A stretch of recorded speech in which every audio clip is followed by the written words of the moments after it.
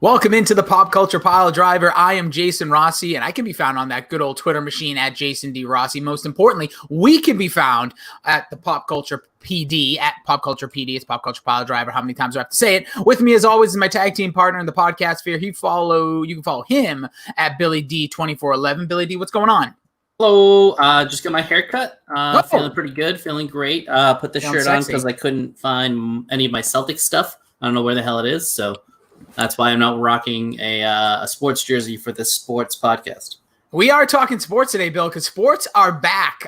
Will they last? Nobody knows. Nope. But it's not been honestly, when we thought of this idea, like usually we program like a month ahead. So we talked about this end of June. We're like, oh, July, that's when all sports will be back. And everybody will be like all excited about sports. And it quickly turned in like 3-day time period from like excited about sports being back, specifically baseball, playing like real, like regular season games. Excited about baseball, but that's I personally was.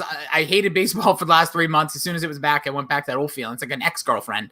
And since that moment that they threw the very first pitch, it has been bullcrap since. It's been 2 games, 2 cities have been like closed. Florida, we just need to get rid of Florida. Florida, see you later. It was fun. I mean, to the rest of the world, America is Florida. You know what I mean? Like the way we feel about Florida, that's the way the rest of the world feels about America. And it's true. Like if you see political cartoons from other like countries about us, we are a laughingstock.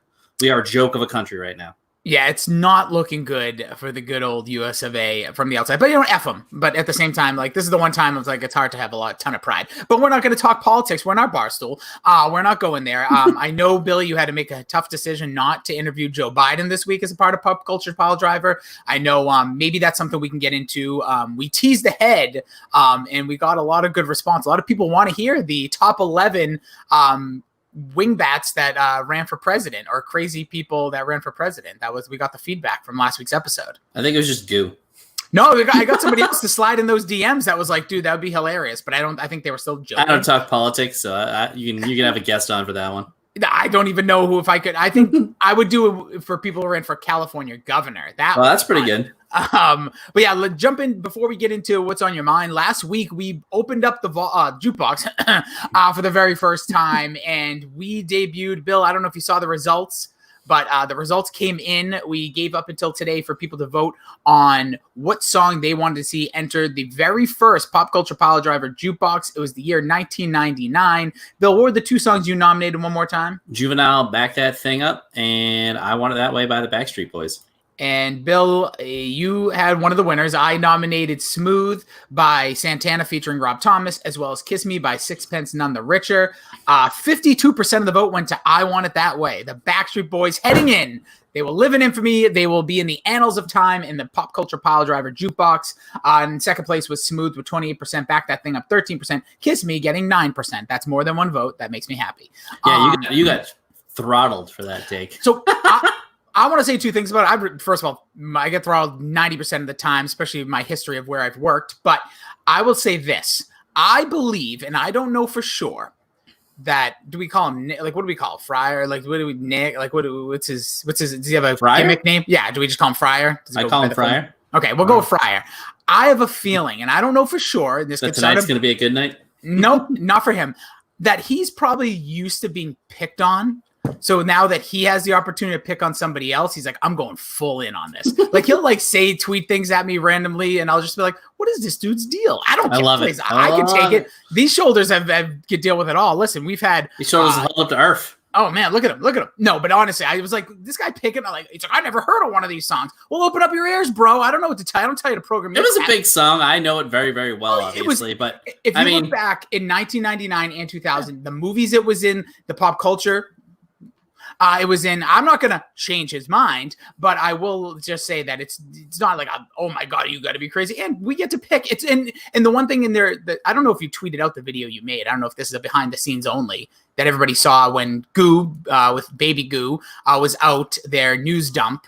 Oh yeah, I was gonna tweet. I'm gonna tweet that out after this. Okay, so people will get a reference for what we're talking about. Basically, they were like crapping on the idea. Well, not the idea. They were joking about the idea, but then crapping on my choice of Sixpence None the Richer. And then he's like, I know how to be like, what were they saying? Like, oh, like I know how to be like. No. He doesn't know whether it's like the best song like that you like or the best song like consensus wise. Sure. And as we said, these were our songs. This is for us. This is our like idea of it. But at the same time, I think at the end of the day, like for, again, like this 100 top list, those, Kiss Me, could be a stretch. But like I said, it was fighting between that and No Scrubs. I gave this the nod because I think this lives on a lot longer than No Scrubs did, in my opinion. But nonetheless, Backstreet Boys, I Want It That Way, crushing the competition. People, big fans of that track. A lot of people love it. Yeah, I didn't expect anything less. It is probably one of the greatest pop songs of all time. They're one of the greatest boy bands, in my opinion. They're the greatest boy band ever. And that song is perfectly composed, perfectly written. Juvenile backed that thing up. My, top second favorite song of all time. So I really, really loved it. I was very happy with both of my selections. And, that's the first one in the jukebox. We got, I'd say we could probably go back to, want to do like 80? I'd say 80. It's a clean start. Go to the 80s next? No, like 8. Yeah. Let's just start with the final one next, like where we're gonna like be the deepest. So 80, 1980. Oh Jesus! All right, I have to brush up on my 1980. Off the top of my head, I couldn't tell you one song released, but that's just off the top of my head. Just want to give a shout out to my man Jacob, giving me "Kiss Me" as a jam, Rossi. That's all I need. 2 people right there. That means it's an absolute jam. I think people were just it shocked. It wasn't like by a huge artist or anything like that. And you know what? No press is bad press, so we're taking it. Yeah, love it. Shut up, little big dog. Well, Bill, I guess let's bring it to what we normally start with here. What's on your mind? I really didn't have anything, so I'll just give some inside baseball. In the Dork Shared Gooniverse chat that we have, you have become kind of the whipping boy, which is a nice turn for me in the chats that we're currently in, because I'm usually the whipping boy. You're second. Time to time, but I think over the last several years, especially in the No Ma'am and the fantasy football one, I've become the poster child for getting beat down on. So I'll take it. All the podcasts have mentioned us, whether it was fondly, unfondly. Goo gave us some sage wisdom about, don't necessarily pick what your fans want, pick what you want. And at the end of his news dump today, or whenever the hell it was, so I picked the 2 that I like. They just happen to be really popular songs, but keep talking us up. We'll keep talking you guys up. The Change My Mind did a really nice podcast with the draft that I should have been on the other day, but you canceled our little post-game. Extreme Rules? Extreme Rules. So I was so dedicated to this podcast. I said, I can't do your podcast because me and Rossi are going to do a podcast. And then Rossi was like, I don't think I can do that podcast. And I was like, all right, fine.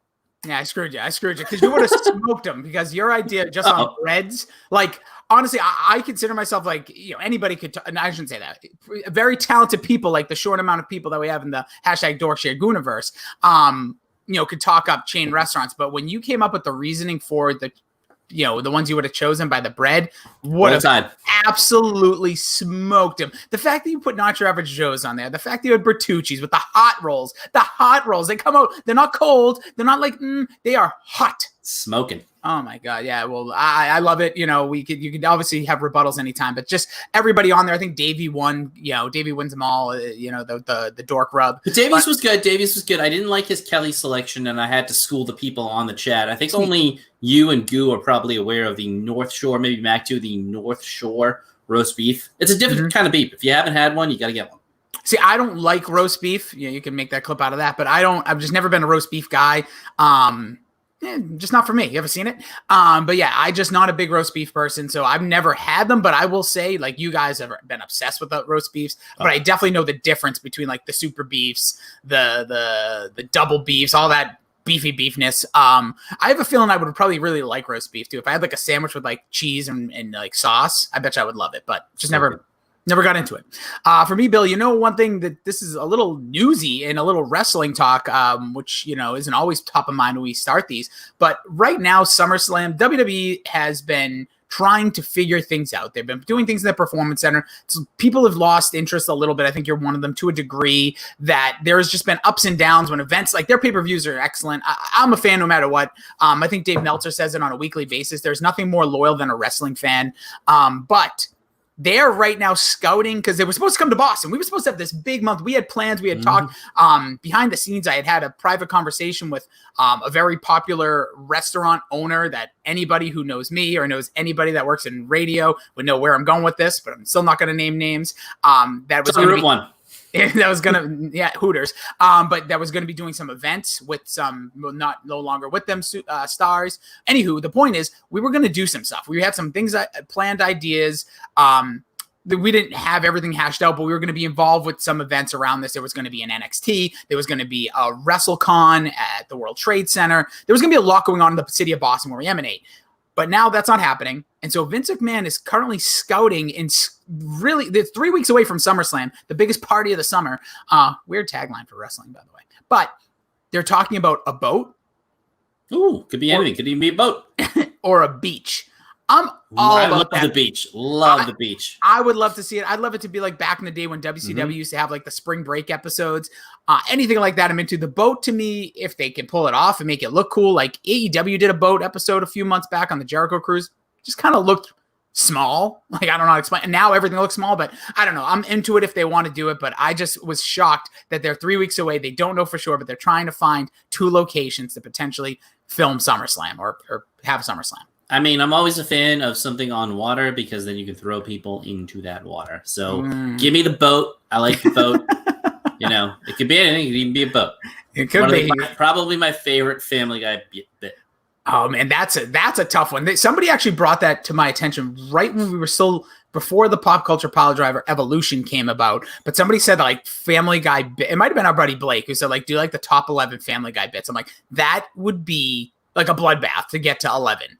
It would. And I think Mac and you, I don't know if they brought this up on their last thing, but they wanted to do an adult comedy draft, and I'd be fighting. I don't ask to get in podcasts often. I would want in on that podcast. Adult, yeah. I just do Cool World. It was a great movie. All right, Bill. Today we are talking about the favorite athletes of our lifetime. Don't forget, you can check us out. If you're listening to us, you already found us. Thank you. If you're checking us out on YouTube, appreciate it. If you're listening, subscribe to us on YouTube. You can search Pop Culture Pile Driver. We are found wherever your podcasts are. If we're not on that podcast app, it's not worth having because that means it has very limited podcasts. Aside from that, make sure you check us out on Facebook as well as part of the hashtag Dork Shared Gooniverse. And I think that's all the plugs, right? Yep, that's pretty much it. And on Twitter at Pop Culture PD. We are 21. We are legal drinking age away from hitting the strive for 105 to get me to take a picture like Robin Williams and photo booth. If this doesn't happen over the next 2 weeks, I'm just going to lose it. Like, I'm going to lose my mind. It's really easy to get 101 followers, so let's go. 105, Bill. 105. Oh yeah, strive to 105. I'm an idiot. That's okay. That's what I'm here for. All right. So we're talking favorite athletes of our time. Sports is back. It's exciting, even though today was a real depressing day because like every NFL player seems to be opting out. What just happened? You stall for a second. Oh, that's what I do. But honestly, like 6 New England Patriots, where obviously we emanate from, opting out.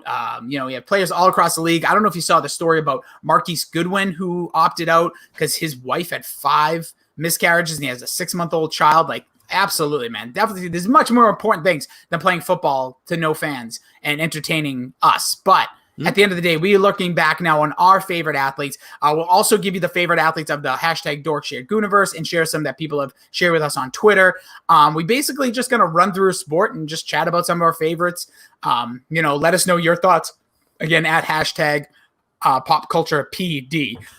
Since you want to know what I was just doing, by the way? I'm scared to know. Were you finishing a session? What were you doing? Oh, I wish. No, I actually was recording the Celtics game because I don't want to miss it, and I missed the first 13 minutes. So that kind of stinks, but I'll have it on record. So it's Celtics Rockets. Westbrook and Harden are both playing. I'm amped up for it. I'm going to watch it right after this.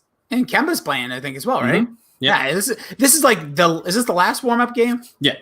That's what I thought, because they start next week. So, do you want to? We said NBA, but do you want to start? Where do you want to go, Bill? Which sport? You pick. I'm gonna start with baseball because it's the first one I put up there and probably the quickest one to get through in some sense. For me, when it comes to baseball, again, this is our lifetime. When I was a kid, a lot of the stuff that came for me was when I was real young. Mm-hmm. When I was a little itty bitty baby watching baseball games with my dad, there was a guy by the name of Joe Carter who was slaying home runs, playing great outfield, and hit a World Series game-winning home run. And I was a fan from there. Since then, I always used to play as him in the backyard. Joe Carter to me is one of my all-time favorites. I mean, I absolutely love Joe Carter, and that walk-off home run, I don't think gets enough credit in the annals of history. It's like the number 7 home run on a lot of lists, and it's like, if that's not number 1 or 2, I think the one with the guy doing this, what was it? Kirk Gibson. Kirk Gibson. If you want to give that one, but this guy literally did what you do when you picture it in your backyard as a child.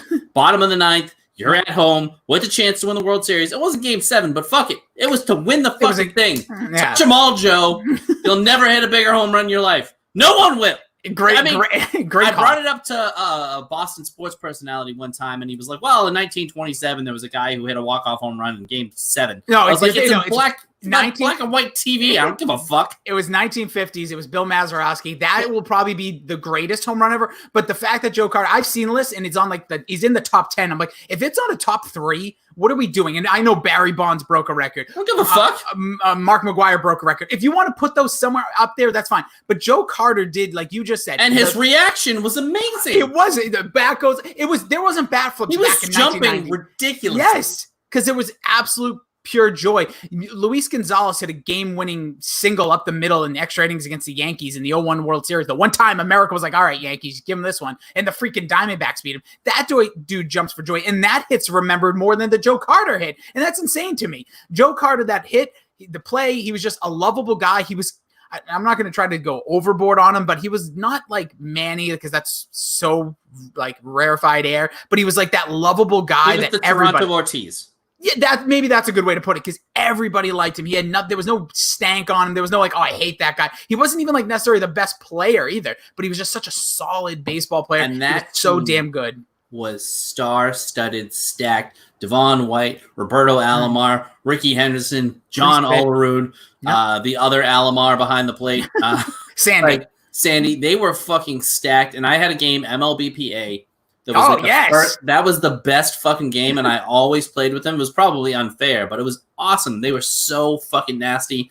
Yeah, them and the Reds were like incredible teams. I love that game. And a lot of my love for sports athletes kind of comes out of video games. So you'll see that coming up on the list. But Joe Carter, we both had him. Oh, we both he was probably, as a kid, besides like Red Sox players, there's one other guy that everybody's going to have, but my other favorite non-Boston athlete.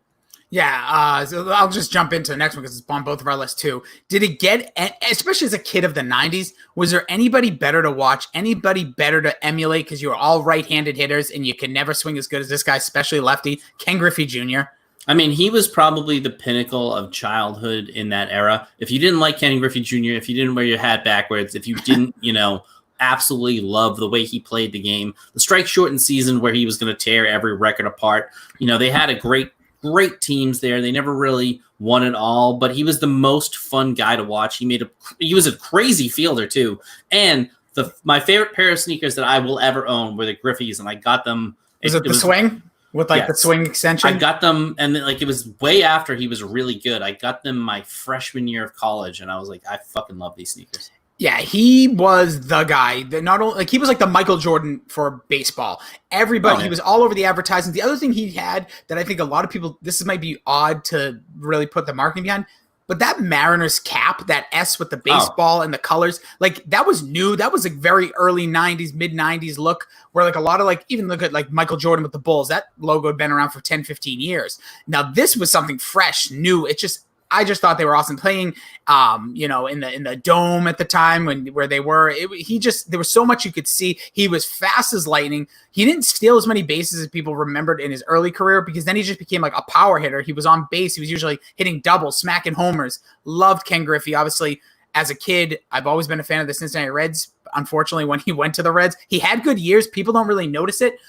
But that was kind of the death knell of his career. It was kind of like if a career could jump the shark, that was his jump the shark moment. Yeah, but I will say one other thing, too. You compare him to Michael Jordan. Obviously, Michael Jordan is the biggest star probably in sports history, without question. He is known all around the world. There are people that I meet from other countries when we travel for work, and they ask, are the Chicago Bulls still good? It's like, meh. Well, what Ken Griffey Jr. did for baseball was a little bit different than what Michael Jordan did for basketball, but there were already Dr. J's and Magic Johnson's. Ken Griffey Jr. kind of made baseball hip and cool. People were all up in arms because he wore his hat backwards during fucking batting practice. Yeah, that was. But this guy kind of changed the game. It was legit controversial. Yeah, I'm like, this guy changed the appearance of baseball and made it cool for about 5 years.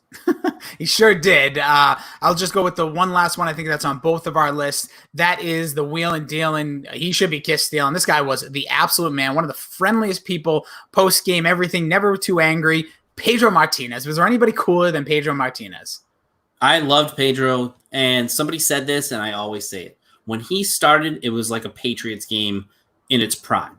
It was must-see TV, and when he gave up a hit, I was furious. I was probably as mad as he was because then he would shut the team down because I always wanted to see his no-hitter. And I always told people, well, he actually pitched a no-hitter before, but it was 10 innings. He went the whole time, and then they gave up a run, blah, blah, blah, blah, blah. He was electric. There was nobody better to watch dominate on the mound than Pedro, and it really was an event every time he took the mound every 5 days. It was an absolute joy as a kid. I went to a great game. It was him versus, I want to say, Kurt Schilling, Fenway Park, Saturday afternoon.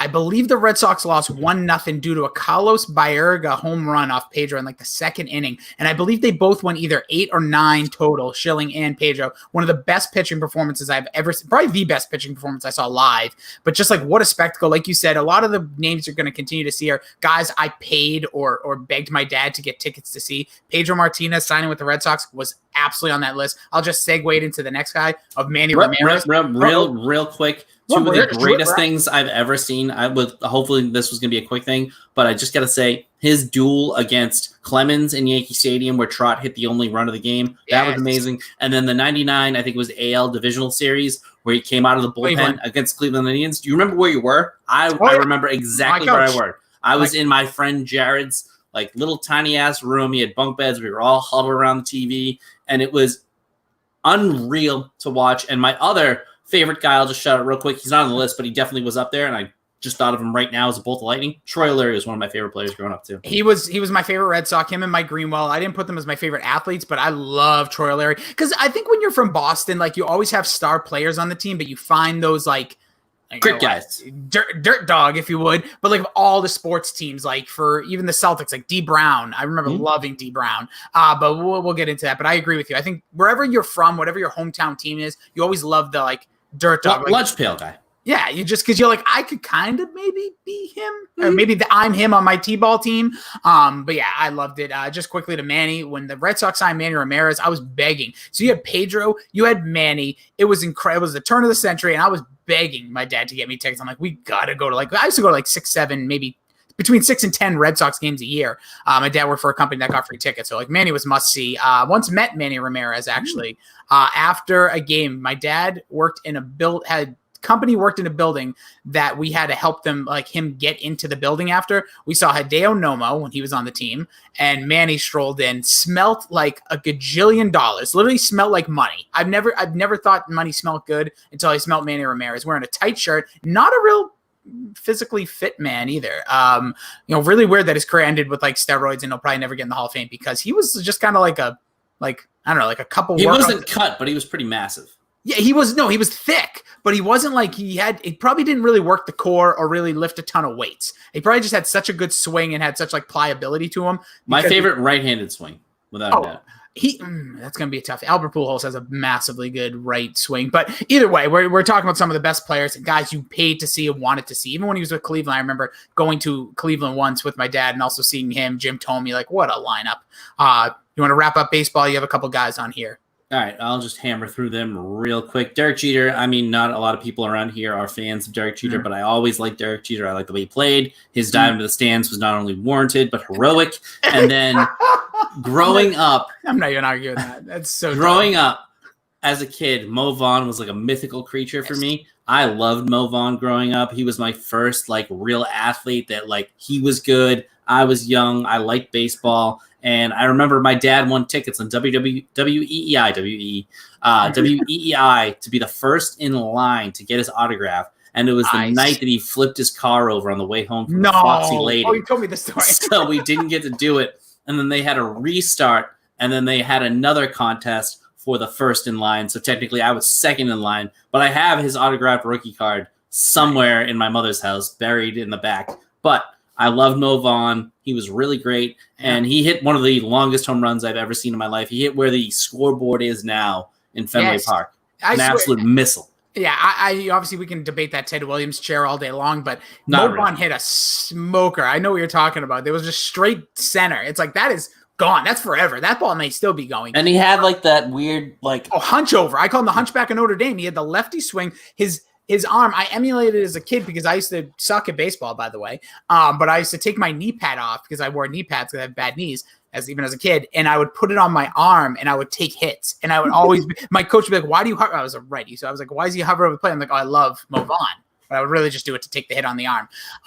Mo Vaughn also another jump the shark when he went to the he Angels. fell down the dugout and never came back. Never been seen again. I will just mention A-Rod, not later career A-Rod, early career Mariners A-Rod was awesome. Another one of those guys. Heel A-Rod.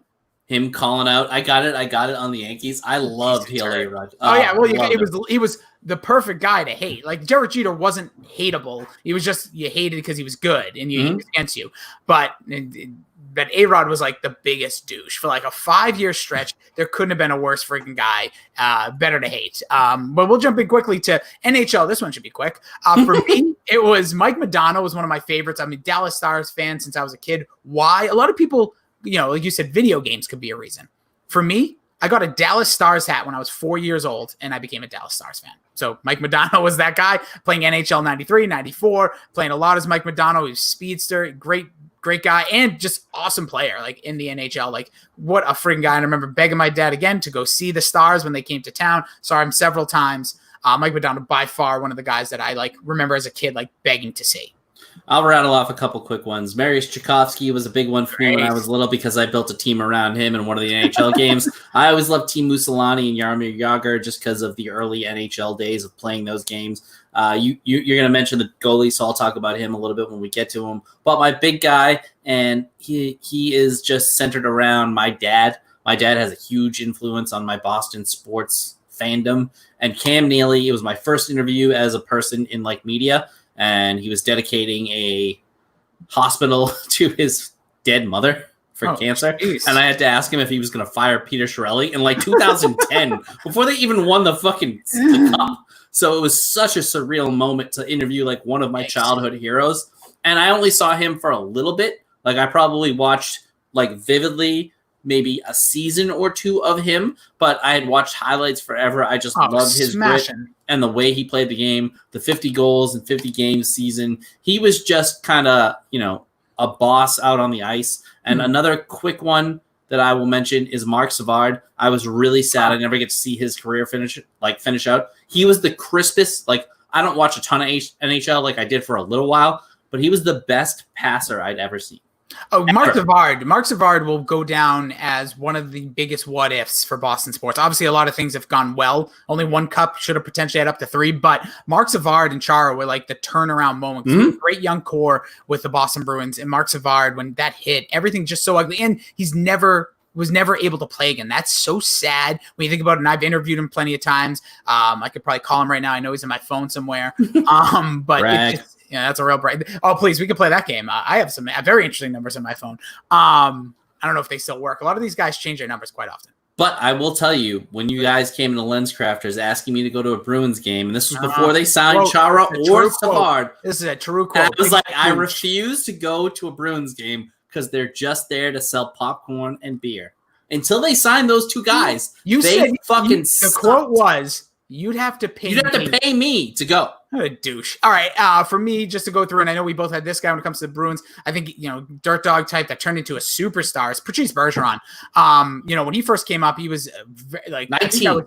It was 19, but I think that was the 2004 season. He had a game winner against Montreal in overtime. He just became a quick fan favorite. Andrew Raycroft on that team as well. I have him on my phone too, Bill. But he is another just pleasure to watch, even to this day. It's just a different level type of player. Great defensive player, great two-way player. Just someone when you watch hockey now, you want the big goals, you want to see a lot of things, but Bergeron does it all, and it's just a complete player to watch. Greatest face-off guy probably in NHL history. He wins them all. He should, at least. But it's always funny in playoffs when they mention how Tim and Jonathan, and one time somebody at my work called him Jonathan Toes, but Jonathan Taves.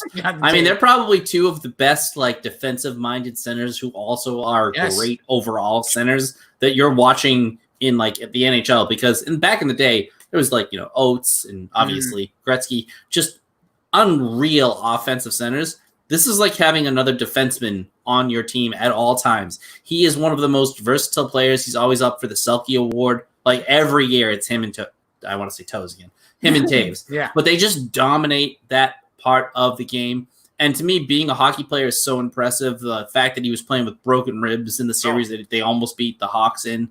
He is just a phenomenal player. Another quick shout out on that team. I always love Johnny Boychuk. Boychuk. Well, just a basher like McQuaid. Those Bruins teams in the early 2000s. I love McQuaid. Yeah, because we just were bangers. Like Sean Thornton, come on. He's in my phone too.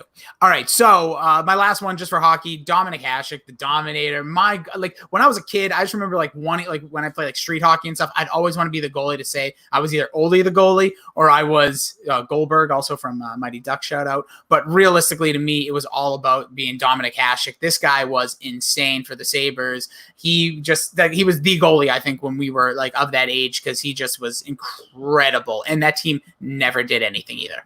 I mean, he won the Vezina in a losing effort in the Stanley Cup. Yeah. I mean, that's how impressive this guy was. He stood on his head. I, every once in a while, would play with him in NHL 94 just to be able to control him because he was a little bit quicker and had the better, quick moves to the side, even though every goalie was basically the same in that game. But he was just amazing to watch. I actually like Patrick Waugh as well. He was fun to watch, even though growing up, I was a diehard, pain in the ass, hometown Harry. I hated the Canadians. But I really appreciated the good players, and he was also really fun to watch from a goalie standpoint as well. Yeah, when he was with the Avalanche too. Patrick Waugh, great career.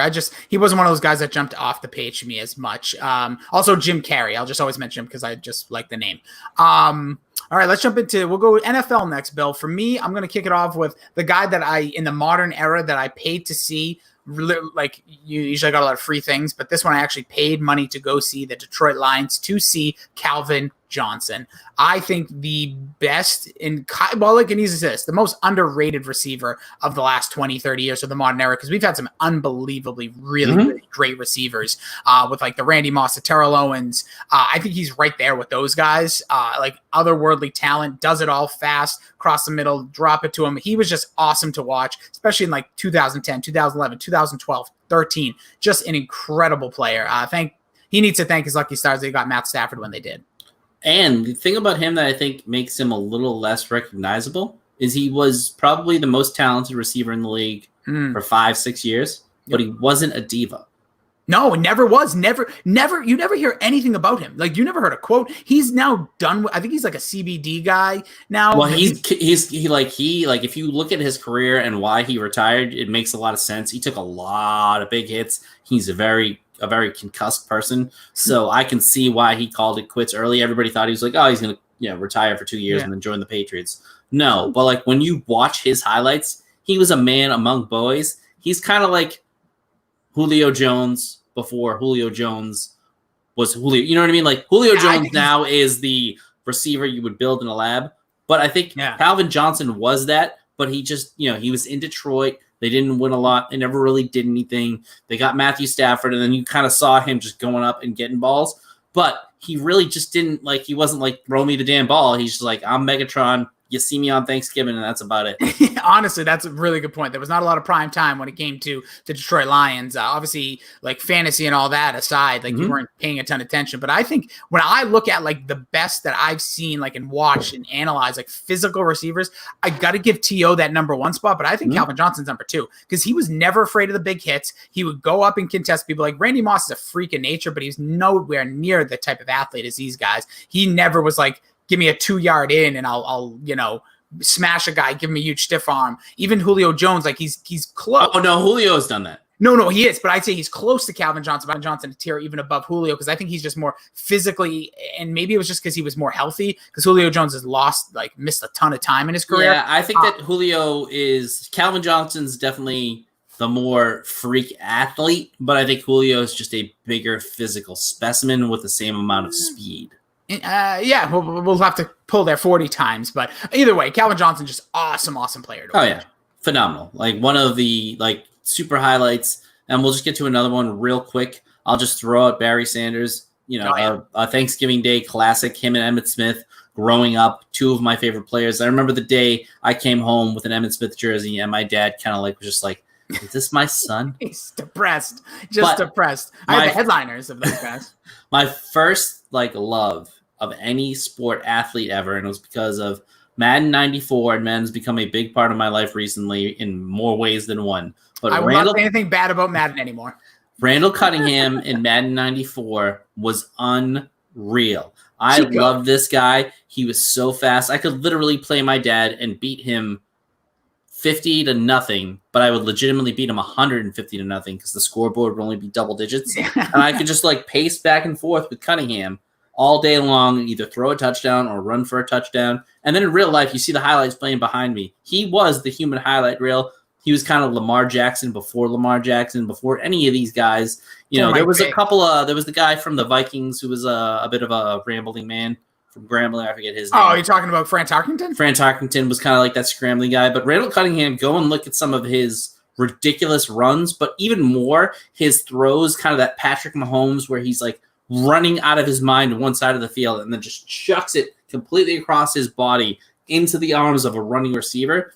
This guy was electric, and he also won me my first ever fantasy league in 99 when he had that ridiculous season with the Vikings, and somebody in my dad's fantasy football league when they used to do it with a pen and paper dropped out, and I drafted him and Moss, and it was fucking over. I destroyed everyone as a child. I think I was like 99. I was like 16. I looked like a genius. The prodigy was born right there. When you mentioned Randall Cunningham, you can't, take another breath without saying Michael Vick as well. Michael Vick was one of those guys that I was an Atlanta Falcon fan for years. And, Michael Vick was that like, oh, now they're popular guy. But I'll tell you, like watching him, especially those first few years, that playoff game in Lambeau Field, the first team ever beat. There was a Saturday night. It was like 6 degrees out there. I remember missing my high school hockey game. No, I didn't play. I used to just go to them. That was like the hangout. And I was like, I'm not going to 7-Eleven to get my Slurpee. I'm not going there to scream and cheer. I have to watch this game. And what a freaking performance he had there. The great performance he had against the Vikings earlier that year with the walk-off 77-yard run for a touchdown. Mm-hmm. Michael Vick was like that dude. He was the human highlight reel. He was awesome. Him and Kit Randall Cunningham both have these highlights where like their legs are about to get chopped out. They stiff arm, they fall back, but they stay up and just throw peas down the field for touchdowns. Awesome to watch. I mean, I absolutely love any running quarterback, and those are probably my two favorite. I'll get to my current favorite right now. I just mentioned him earlier. Lamar Jackson, to me, could be one of the all-time great players in the NFL. Like, he's motivated. He's already got the MVP under his belt. He's not going to be satisfied by it. I like his mentality. If he doesn't take the Cam Newton route, if he learns how to like duck and dive and not take all the big hits that he's been taking, he really could be a transformative player. Ezekiel Elliott said it. He's making kids out there. He's making men look like boys. He looks like a high school player out there sometimes. The run he had against the Bengals is one of the most electric runs I've ever seen. He's ridiculous. I'm not as big on Lamar Jackson. I think he's fine. I think he obviously had an incredible year. I'm not going to pretend he's not a really talented. He ran for 1,000 yards, threw for like he led the league in touchdown passes. He led the league in touchdown passes, and he ran for 1,000 yards. This guy is amazing. He's great. But I always look at things. It's 2 years. It's 2 years. I'm going to slow Mahomes is 2 years. Mahomes is 3 years. Well, yeah, 2 years by technical starting, but I'm not putting Mahomes on my list either. I think Mahomes is a better probably quarterback overall, but we'll see. We'll see. These guys, listen, there's a new crop of quarterbacks going on right now, and it's exciting if you're an NFL fan because the Bradys, the Mannings, the Rodgers, the Breezes are, if not already gone, are going to be gone in the next 2-3 years. These are the guys we're going to be watching. If you just need to hope they're good. Like, I hope Mahomes is good only for the fact that I want to continue to like see the sport. Oh, Mahomes is going to be great. But I hope. You never know with these guys, though. He doesn't. He's not fading. And, like, to me, those guys, even Cam Newton, yeah. If you go and look at him, it's really injuries what did him in. Oh, yeah. He's a great passer, but his completion percentage is so low because he throws mostly deep routes. Yeah, and I wouldn't say he's a great passer. He's a good passer. He obviously. I'm waiting until they all opt out. I'll just rip through the rest of mine very quickly. The reason I'm a football fan, 1993, was a kid watching my dad. Always was a basketball fan and baseball fan. Obviously watch hockey. Then I saw Drew Bledsoe chucking the ball all around the field for the Patriots, and I was like, now I'm in. This guy was a pleasure to watch. My favorite football player of all time. I could go and diatribe about Drew Bledsoe. I won't. The other two I just had to wrap up my list, guys I loved watching. Deuce McAllister for the Saints was just that bruising running back that, like, I still think is uncredited for the amount of, like, he was like that next wave of, like, well, there was like the Dorsey Levens, but like guy that was like fast but powerful. I'll give a mention to LaDainian Thompson. Always good to watch him. But my guy that was awesome to watch as well was Mike Allstott. Every guy that was in high school that was chubby, he had the neck. I already forgot what it's called. The neck roll. The cowboy collar there. He looked like a monster on the field. And for a few years there, when Warrick Dunn got hurt, he actually was like the running back for the Tampa Bay Buccaneers. Awesome to watch.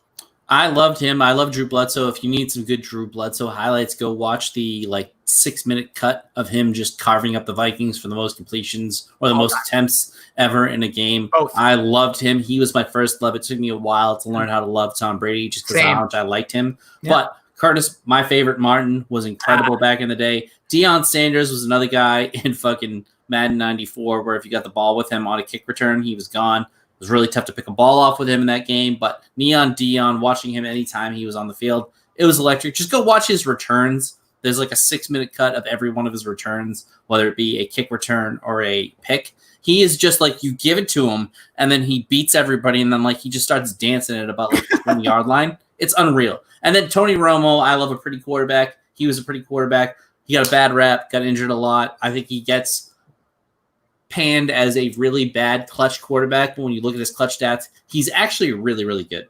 He's another one. It took me I respect him. I love him so much as a commentator now, but I hated him because he took Drew Bledsoe's job at halftime one game, and I thought it was absolutely unnecessary. Bledsoe always throws those stupid picks, and I still think they would have won that game in Seattle or at home against Seattle if they brought Bledsoe in. That's just my 2 cents. But now let's jump into our final sport here, Bill, at least the main sports. We will give one thing. My wife asked me a question what we're doing. She goes, what about women? I said, all right, well, now you're going to make it a thing. Yeah, Serena Williams, cool. Steffi Graf. I'm a huge Diana Taurasi. I'm a huge tennis fan, and Serena could be one of the greatest athletes of my lifetime. Probably top 4. There's not a lot of times I said, except for the early days, like recently, just because I knew she's breaking records. I think her and Venus had like a doubles matchup a couple of years ago, and actually, it was like 3 a.m, or not 3. It was like 6 a.m. I'm like, oh, I'm gonna watch this. But yeah, like Diana Taurasi when she was on the UConn Huskies, like I was watching those games. Like that was fun too. I can't think of like Lisa Loeb. No, that's a pop star. Lisa Leslie, a little bit, but like not a ton of like WNBA. I mean, if we were to get into wrestling, I am one of the biggest supporters of women's wrestling you could ever imagine. But I mean, for me, it kind of starts and ends with Serena Williams. I did, have a little love affair with I think the 2012 female Olympic team. They were one of those, or 2014 or 16, whatever the one where there was some talent on that team in more ways than one. I was a huge fan, but like they were they were like a great team. Like they were phenomenal. But I think Serena Williams is like, if she doesn't get credit as one of the top athletes of the last like 2 decades. Oh no, she has to. She is. She's right up there like Tiger Woods. Like people give credit or discredit now. I'm kind of in the discredit portion just because I have standards. But there is like so many different people that I think Serena Williams is by far, like we had I think we did top 11 wrestlers of the decade, and Charlotte Flair was our number 1, because when you are that impressive for your competition, the type of athlete you are, like Serena Williams, man, woman, anything in between, whatever you want to identify as. Oh, much like Charlotte Flair, she's the most dominant person. Yes, and like she could compete against men. She could do a lot of like Serena Williams is an incredible athlete, and it almost overshadows how good Venus Williams is as well. But Serena Williams is just awesome stuff. Is she married to somebody famous? I was just thinking about that. I don't know. Anywho, all right, so we'll jump into Maya Moore. There you go. I think that was one of your talents there, Bill. But yet, no. She's Maya Moore, I believe, is the WNBA player. Oh yes. Sorry, I was actually getting distracted because I'm also looking in our chat because I was going to bring up some shout outs, but our conversation went a little blue in there. We were talking about athletes and we went into adult film stars. But it's a story for another time. Jumping into the NBA, I'll kick us off with Penny Hardaway. That was that dude for me. Like I had the number 1. I had the 2 different versions. I had the black Magic jersey with the star logo, blue, and then I had the blue pinstripes. Mm-hmm. I had that one too. That's a sharp look. But I had a Marshalls. I don't even know. It was a starter jersey. I know that. Yep. But Penny Hardaway, I wonder if here. Penny Hardaway was by far my guy. Like he was the athlete outside of Boston that I was just like in love with. The little Penny, the Sprite commercials, the No Diggity video, basically Blackstreet turning themselves into little pennies. Really good stuff. Just an awesome athlete. Like a guy you really forget. Another one of those guys that because his career towards the, I guess almost middle of his career after the Magic, once Shaq left, the Magic kind of weren't the same. Then he went to the Phoenix Suns, he was really good with the Suns, but just didn't have that same cachet. Then he went to the Knicks and had like a half a good season, then got hurt.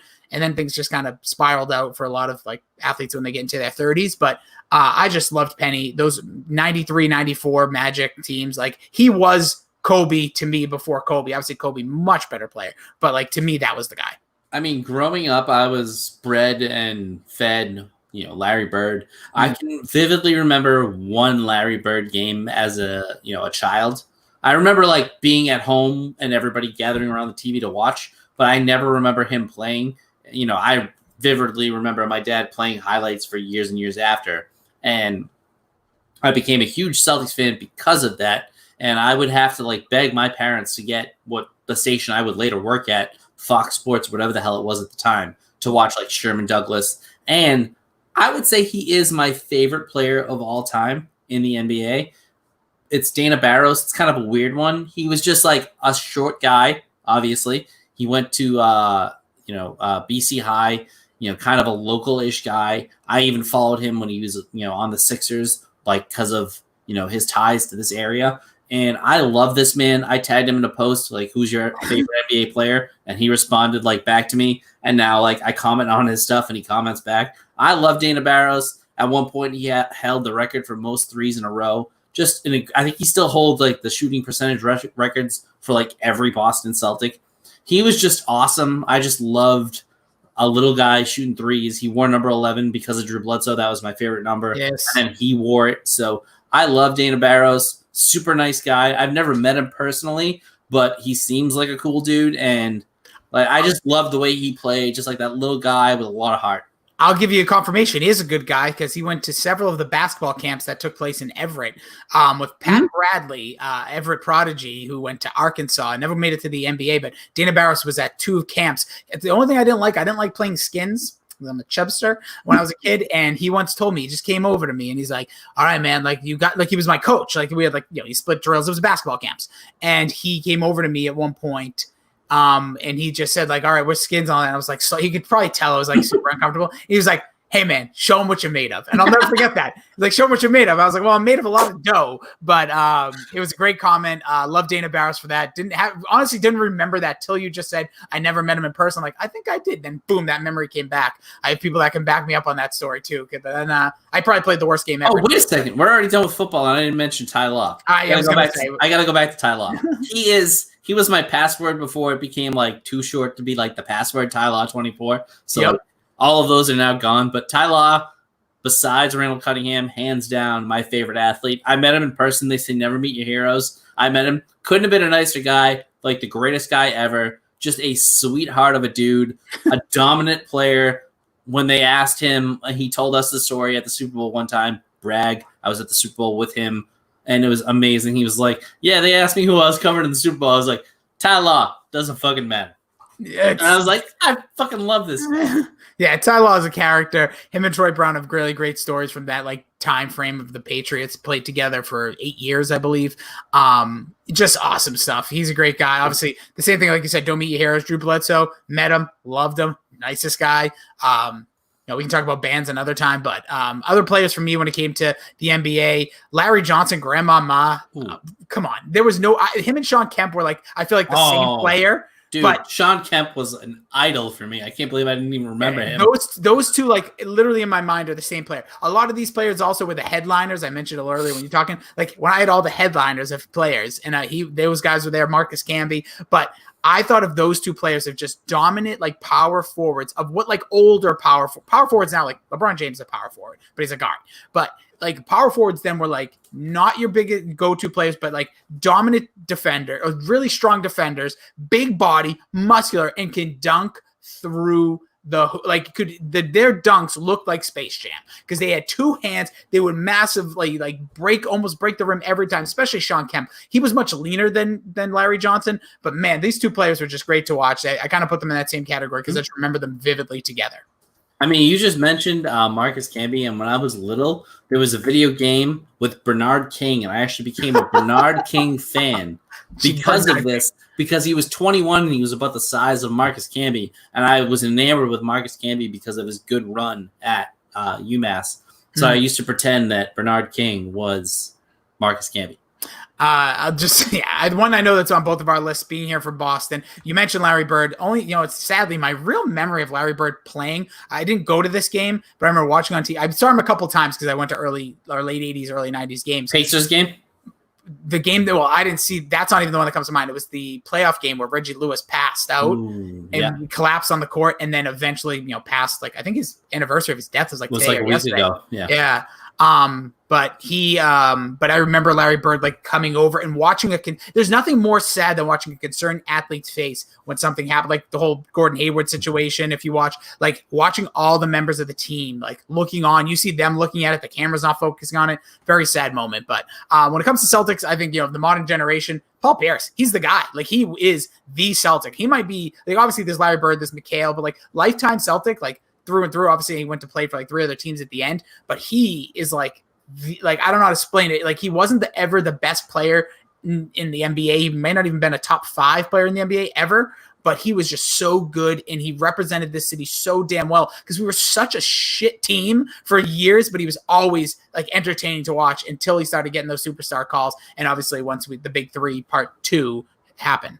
So he was such a transformational player for me because he had that ridiculous thing where he had like the Shemp like bandages, like I broke my jaw, and Jamal Tinsley just threw his elbow into Paul Pierce's. Oh no, whatever the Tommy call was, like he thought that Jamal Tinsley actually hurt. Tried to kill him like Benzino. Yeah, it was ridiculous, but he turned out to be and he got stabbed multiple times at a place Felt that I used to go all the time to play pool. So he sure did. Second level. He returned into such. He turned into such a great Boston sports icon. I've had the pleasure of being in his presence a few times. A great guy, a great player, really showed who he was in that series against the Lakers, stepping up to guard Kobe when that really wasn't his job and kind of shut him down. Had the ridiculous wheelchair moment, but we forgive him for that because he hit ridiculous shots when he came back. He's coming back. Our guy, my buddy, one of my best friends, Anthony, was like, he always misses the big shot. And I was like, he takes it, though. And Paul Pierce, and this is what I love about him, and until recently, a lot of the guys in the NBA, like LeBron James, wouldn't do this. But Paul Pierce could be 0 for 18. And if you asked him who should take the winning shot, he'd be like, me. And I respect that. He was like, I don't care if I'm like 0 for the century. I believe I can hit this shot. He did it. I mean, I love this guy. I love the way he played the game. I loved his swagger. And Cedric Maxwell says he's the best scorer in Celtics history. He has said that, and Cedric Maxwell is the Billy of those commentary teams because he is unbelievably hyper Billy. But nonetheless, why don't you rip through the last ones and wrap up the NBA? All right. So I absolutely loved MJ growing up. I caught the latter part of his career. I would literally sneak down after bedtime and watch the NBA finals. It made the NBA playoffs the fondest time of my life because it was the end of school. It was June. Yep. I could see basketball. I saw him win a bunch of titles. And then from him, it went to kind of Kobe. There was like a weird middle part where Vince Carter was kind of my guy. And I was a big LeBron James guy and also a big Carmelo Anthony guy. But Kobe, I got the NBA season pass for like 4 straight years just to watch all the Kobe games I could because I loved the way he played the game. And now my favorite current day athlete, bar none, besides Lamar Jackson in football, my favorite basketball player, and that is my sport, is Marcus Smart. This is the lunch pail guy that we talked about. He's the current, like Troy O'Leary, Trot Nixon, whoever you want to call it. He is my guy. I love his zest for the game. I've talked to him a few times, interview-wise. Great guy, super just affable, really nice dude. And, this is how I play basketball. And now he's become a little bit better of a shooter. But when he was a terrible shooter, that was me. I would jack up threes. I would only hit him in the clutch, but I would play defense, even on the playground. So annoying that, I would make you irritated and you would hate it.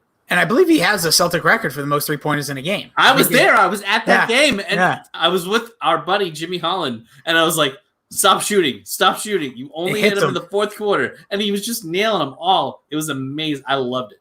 Yeah. Anybody else on that list to wrap up? I think that's it. I'll just, for modern, the guy like I like to watch now, Damian Lillard is on that list. And I think I saw a lot of people tweeting at us with Damian Lillard. Love Dame Dollar. Still one of the greatest lines of all time when he hit that 3-pointer from like literally like half court. And I can't think of his name all of a sudden. Just went over to the Clippers. Real quick, Clippers. Yeah. Blake Griffin, my guy. Love Blake Griffin. I wish I could have got away without you saying that. He is funny. I'll give Blake Griffin this. Very funny dude. He's so overrated. He's so overrated. He's become underrated.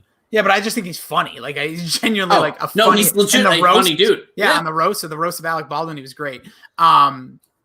Yeah, I can't think of who it is now. Who? Oh my lord, why can't I think? Who was on OKC? One of the best player on OKC aside from Russell Westbrook. And then there was Kevin Durant. Oh no, not OKC. No, James Harden. Just recently on OKC. Chris Paul. No, with Chris Paul. He was on the team with him. Sam Adams. He's currently on the Clippers with Kawhi. He just got brought over there. Oh, Paul George. Paul George, thank you. Paul George was the one defending Dame Dollar on that 3. And he said he goes, that was the worst shot I've like that was such a dumb call. And it's so funny because like he still talks about it. There was a recent interview and he said like that was still one of the. It's like, dude, he hit a 3-pointer to end the series. Like, shut up about it. I've seen so many interviews with Damian Lillard where he just talks about how he trains, how he's been like undervalued, all this stuff. I love anybody who has something to prove. He clearly has something to prove. I called him being the MVP the last 2 years. It's not probably going to happen this year either, but that guy will win an MVP in his career because he is that driven. Like, he is just a fucking animal out there. Like, I love the way he plays. I love the way. I just love NBA basketball because it seems like so many people me against the world. And it's one of the few sports, like in hockey, you're not out there as much as an NBA player. Like NBA players who play a lot, they play almost, 44 44 minutes. Yeah. 90% of the game. Yeah. And in football, it's really not that way. In baseball, it's hard to affect the game. So I really love the mentality of an NBA player. And that's why, like, I talked about it quickly, but like LeBron James, much maligned, really one of the more like, not undervalued. He's fucking the king of kings, whatever. But like, he doesn't get enough credit as he should. And Kyrie Irving, as much as he is a crazy son of a bitch, there's nobody I love to watch more at the top of their game than Kyrie Irving. He's a fucking wizard. He's a piece of shit. But he is a wizard. That's great. He tries to tell the whole league not to play because he's hurt. I agree, but as an actual player. Yeah, I get you. No, when he was on the Celtics that 2 years ago, he was unbelievable. I will just say this. He also just donated like millions of dollars to the WNBA after they like walked out. So he's not whatever. Moving on from all this. Those are the athletes of favorite of our generation, our lifetime. Please let us know yours. You can tweet at the show at PopCulturePD. You can tweet at Billy at BillyD2411. I'm at Jason D. Rossi. Don't forget to check us out on Facebook at the hashtag DorksharedGooniverse. Anywhere your podcast can be found, Pop Culture Pile Driver. We're going to have a stacked month of August because we're going to force it on you. I believe Billy's in the works. I've been seeing behind the scenes. We have some chats going on about some bonus content. We'll put together a big lineup for you. You can check out what we'll be talking about. I know some of the stuff that has been discussed, not necessarily confirmed yet, but we'll be doing best Disney songs. Oh, 100% best Disney songs. And just I think that'll be a draft, right? Yes. Just to quickly butt in here with my, we're going to do a Kanye thing. I've talked about it. Top 11 Kanye songs. That's going to happen. I believe we're doing a what's better, Harry Potter or Lord of the Rings. That's going to be. I don't even understand that one. Like I don't even care, but I'm all in on it. One has 9 films. One has 3 films that are as long as 9 films. No, well, The Hobbit had fucking 3 films. Oh yeah, sorry. Well, I didn't know. So whatever, we're gonna smoke them. Even though I like Wes's argument style. I don't know if I love it. You're screwed, dude. You got that. You like as much as people. I like Wes. But I think I have the losing horse. Yeah, you need somebody that's dumb enough to believe themselves like me, where I feel like that they're just gonna fall through. But either way. But they did on I'll just quickly run through the Dorkshared universe. They did. I'm halfway through it. The Spider-Man 1 versus Spider-Man 2. Oh, Spider-Man 1, and it's not even close. Spider-Man 2 has one great scene. One great scene when his mask is ripped and he's revealed who he is, when he's keeping the train together. That's it. Spider-Man 2, crap villain, crappy, it's just the ultimate middle movie. And that's why I hate trilogies. When you know there's going to be a third, the second one doesn't seem as important. It's like in wrestling, when it's best out of 5 series, it's going to 5. So some of those matches, while they might be good, there's not as much stake. You don't think Spider-Man's not going to die? Mary Jane's not going to die? The good-looking guy, Franco's not going to die. I mean, I could be like Eric Matthews, the good-looking guy, the detective. But Mac and Goo, I believe, put out a podcast about the worst kids added to TV shows, and then they're also going to re-release, I think, the Aliens movie draft, or they reviewed Aliens because it was they're reviewing old movies now. This is a really good plug. This is a great plug. No, they're reviewing old movies like we review old movies, but I guess they promised they were going to do it beforehand. Okay, and then I don't know what Dork's doing because the last 4 Dorks, it's all stuff I haven't seen yet. So so Dork just did the Comic-Con from home. Okay. I watched a couple of panels of that. I watched the Xbox release. Very underwhelming. I'm more of an Xbox and a PlayStation guy, but I don't know. We'll see how that goes in the next generation. Especially when my money's going to, because 2021, we have decisions to make, coming up in the next few months. I might lean PlayStation for the first time, but I just 100% PlayStation. Well, they're all too expensive anyways. I have no money. We have no income. It's a freaking pandemic. But so for August, we'll do a Disney songs draft. We'll have a top 11 summer songs. Yeah, that's happening. We'll have SummerSlam pre and post because that's going to be an interesting card. We'll get into that in a few weeks. I'm also going to finally do something I've been promising for over 5 years. 5 years I've talked about this. You're going to be doing a lot of the work. I'm just going to be doing what I do. But we'll talk about that. There'll be some extra stuff here on the YouTube channel and some extra podcast stuff. I have some wrestling stuff I need to get off my chest. So definitely make sure you subscribe. Billy, like he said, there's a bunch of bonus stuff coming. We'll probably add to our feed if the others allow. But yeah, just check us out on all platforms. Really appreciate you being along for the ride. Last thing, Bill, I just found out I am home for the rest of 2020, working from home.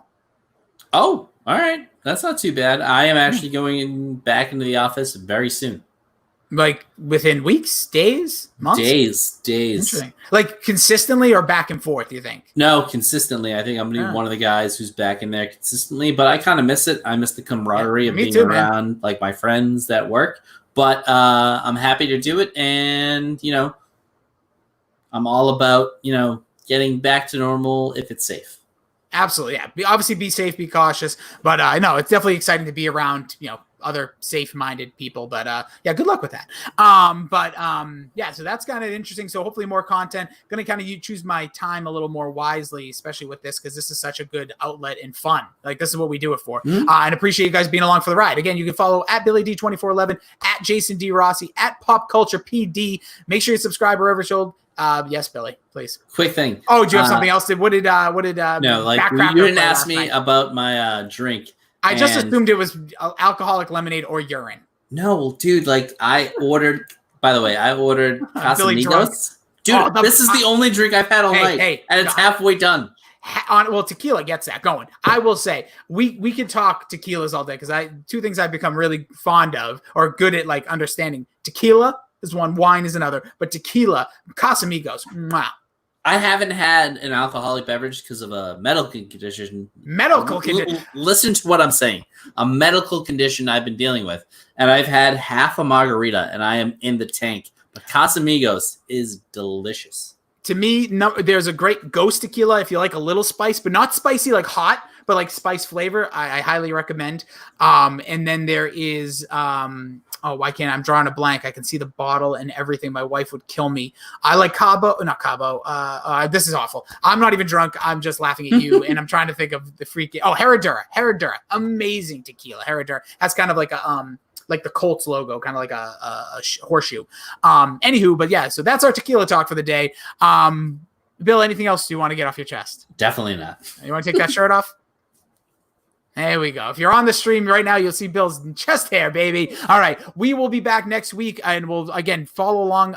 We'll be releasing our lineup for the month of August. If you have any thoughts, concerns, want something, want our idiotic take on things. Also, we'll do another movie review in August as well. Maybe we'll put it up to a vote. Maybe we'll see what people want. Well, because we've been getting a lot of hate for stealing the Dork Shared Universe idea, but the Mac and Goo idea of the Goovy Vault, which I fully admitted. I told Mac, I was like, we're stealing your idea. We're going to do that. I don't think it's stealing because no offense. It's not what are they? The very first person ever do a podcast about something? But they really, I forget who it was, but somebody was like, I don't know what PCP is doing, but maybe they'll draft artists and go head to head and try to make the best song, because they also do that with movie characters. But I No, really, I want to. That was Fryer, I bet, because he feels like he's not like the lowest guy on the totem pole. He has other people to pick on. I love Fryer. What are we doing? Me too. I have no problem with him. I'm just saying that you notice traits from people, and he's like, oh, I got this blood in the water. I'm gonna go after him. He's a shark. All right. No, I listen. Bring it on. I don't care either way. But no, we're all about, people like the content, we're about it. And we're trying to give you as much as we can. And, as part of the shared Gooniverse, if I have to have a rival, and then I'll bring it. We'll bring the heat. Oh, then we definitely have to find something for you and Fryer to battle over. That would be fun. Well, everyone thought me and Mac would battle a lot more, but I don't really have any, I don't know, not that I have disdain towards anybody really, but it's so funny. Like everyone's like, oh, you two with all you, because I think we both have like more, I guess, outlandish thoughts on things. Like the thing that needs to come out soon, because I said to my wife, I can't rewatch it right now because it would depress me. It's like my end game, because I've written down, there's another idea I have. Ooh, that's good. How I would have played out Endgame. How I think that movie could be better. All right, so this is my final thought, and I'll release it. Mac is more of a good-natured, just like cool, easygoing dude. The disdain in Fryer's face, and I'll release the video in seconds, of him when he finds out that you put Sixpence None the Richer on the list is amazing. His disdain in his face is just like, oh, of course, Rossi did it. Yeah, but like I laugh at that because I'm like, who are you? Like, what do you mean? Who are any of us? No, I mean in that sense. Like obviously Mac and Goo have like been doing that to me since like day one. But anyways, I love it. No, bring it on. And obviously listen to those guys. It's Changed My Mind is their podcast. Mac and Goo, #Dork, and then obviously all the streams we have on the Twitch affiliates like Shime Time, Arvon D, and our guy, the Backcracker, Dr. Joe. What a just delight. What a delight of a human being. Another guy who takes shots at me too. And I'm like, what the hell are you doing? What the fuck did I do? But that's all right. That's why we're bulletproof vest, baby. All right. But no, honestly, thank you guys so much for hanging in there with us today. Those are our favorite athletes. Please mention yours. We'll catch you back here. We stream every Tuesday night, 8 p.m. And again, bonus content coming at you on the podcast channel.